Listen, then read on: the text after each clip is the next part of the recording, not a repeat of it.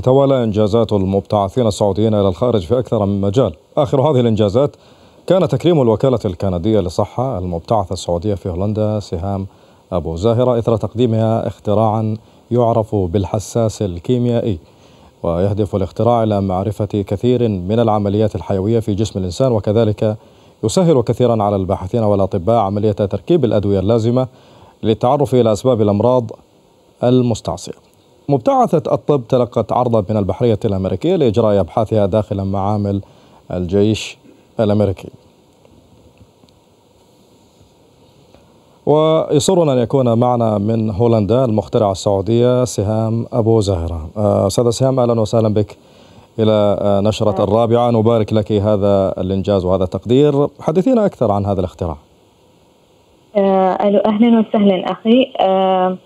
الاختراع هو عبارة جدا مبسط، بس عبارة عن حبة أو كبسولة مكونة من كاميرات مصغرة بحجم النانو، تقريبا من 1 ل5 نانو. هذه الكاميرات تحتوي على حساسات كيميائية.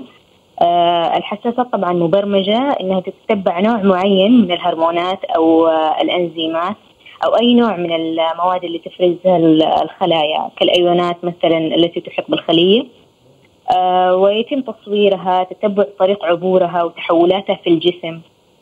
أيضا نستطيع التحكم بها من خارج الجسم عن طريق شاشة تتبع في الخارج. طيب جميل. سهام، فقط كيف توصلت إلى هذا الاختراع وماذا بعد؟ هل حصلت أيضا على براءة اختراع؟ هل ستقومين بتسويق هذا الاختراع؟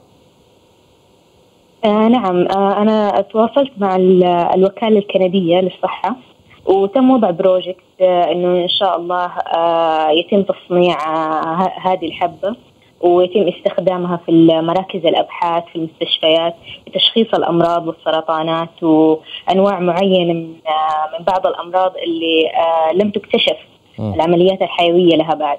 طيب متى نتوقع أن نرى هذا الاكتشاف في الأسواق المحلية؟ والله إن شاء الله في القريب العاجل إن شاء الله. سهام أبو زاهرة المخترعة السعودية، شكرا جزيلا لك.